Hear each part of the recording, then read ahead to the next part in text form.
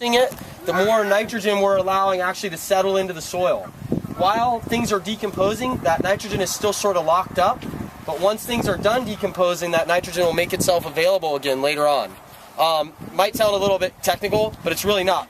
Green is nitrogen. Pretty much anything that's really green has some nitrogen in it, so we're actually adding something into the soil as we're improving the conditions. So we don't have hardly anything covered, but every time we do that, we're going to have a little more covered each time. So, what we've been doing at Shvedda's garden over here, which is one thing I want to share, in the ground right here I have peanuts. So the way I deal with the peanuts is I let the peanuts grow. They're going to shoot these little young peanuts right here into the bottom, which are almost pure nitrogen and potassium. You can see there's a lot of just light peanuts underneath the surface there. Yeah, so those things aren't finished yet. They're a light peanut. They have tons of nitrogen and other things in them. So what we do is we lay grass over the top of them. A little bit of compost, we let them pretty much get smothered and die from the top. And then we add earthworms into the mix. And the earthworms will go through the grass and eat the peanut from the bottom up. So you'll be left with the air pockets and all the nitrogen, and they'll replace that with pure worm castings, which is going to be fertilizer right under the ground, so we don't actually have to till. So we're trying to do that on a major level with this whole place here, but I've been working with Shvedda, and she planted peanuts a few months ago, so now we've covered it with grass, and today we're going to go introduce some earthworms, which I have right here, which about 3 months ago, this was only shredded paper. This, what you see right here, was shredded paper. This is completely made compost in 3 months from shredded newspaper. Oh, it's a little... So these are the red worm, the fetida. You can still see some remnants of the newspaper in there. You can see the worms eating it. Look at those. See? Wow. You feel them? So these guys eat at an amazing rate. Yeah, they do. So now this is what I've done. I've taken the, a little bit of worm castings out of one of my things. I've thrown a piece of coconut husk and some wet newspaper, which is a fresh medium for them to exist into right now.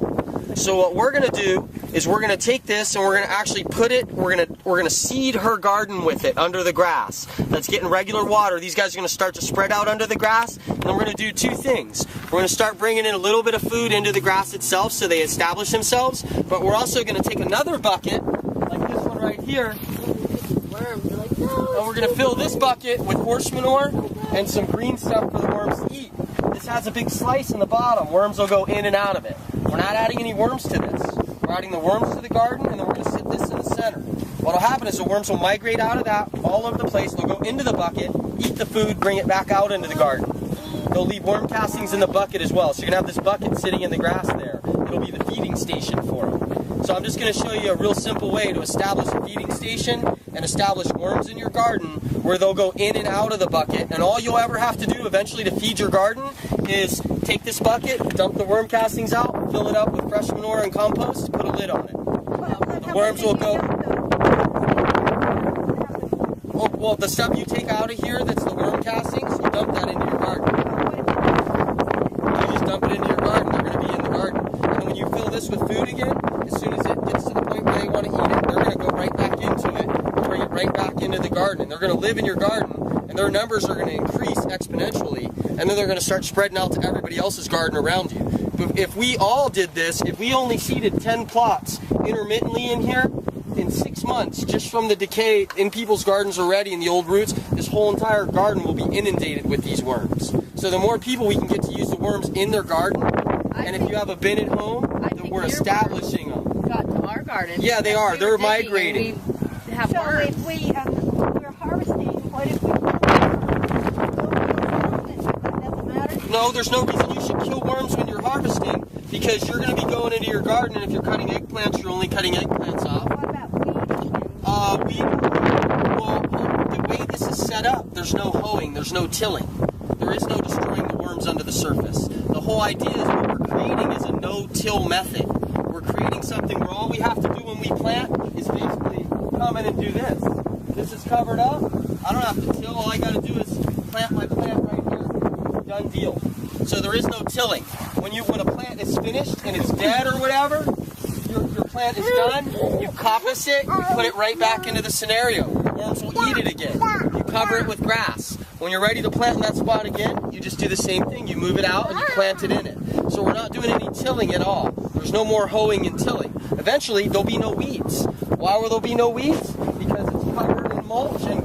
worms, there's no place for any weeds to come up. So all you have is what you planted in the bed, so there is no weeding. And as far as tilling, there's no tilling either. The worms become your tillers. And that's what we're trying to do. Huh? Can you get me some worms? I can give you some worms. The worms have been quite expensive to me. Sveta actually paid me some money, and it was my recompensation for them, because the worms are super expensive. I have a lady that can sell you some worms, a small batch for $25. As we build more worms up here, I'm going to make worms available for all of you guys. I would also suggest that if you have extra worms, bring them in so we can increase our numbers. I don't want anybody to have to buy worms. We're all going to get them out of here in the next few months. So if you're patient with me, and you can see it, there was a process to letting the worms go in her garden. It started out months ago when I said to plant peanuts. So we planted peanuts. After the peanuts came up, we cover them with grass and we let them die. Then we introduce the worms to eat them from the bottom up. So that's the process of it. If somebody just has a garden and they're tilling and they're saying, oh, I want to let worms in it, I'm going to tell them, no, that's not the way it works. If we're going to put the worms in there, let's do it through the due process. Okay, and what if we have live plants in there? What will the worms do to those same meats? They're going to just nourish them. They won't eat the meats. No, they won't eat the beets. They don't eat any living material. They only eat dead material. They wait for it to break down. What they actually eat is called detritus. And it's actually a type of mold and fungus, a breakdown material when the enzymes start to break it down. So if you have an existing garden and you want to add worms into it, you can't just have bare dirt like this. You need to start mulching it. And you still need to start a protocol so that your worms will live in the garden and be alive. If you just have bare dirt and you have a garden, you can take a bucket like this with holes in the bottom, seeded with a colony, and you can introduce that, and then slowly but surely mulch, and they're going to go out of the bucket to the mulch and get the same process of what we're doing here. How big the holes are. So this is what I'm going to do with this as well. We've been making compost here for a while. I'm going to get a shovel, and I'm going to put some half-done compost for the worms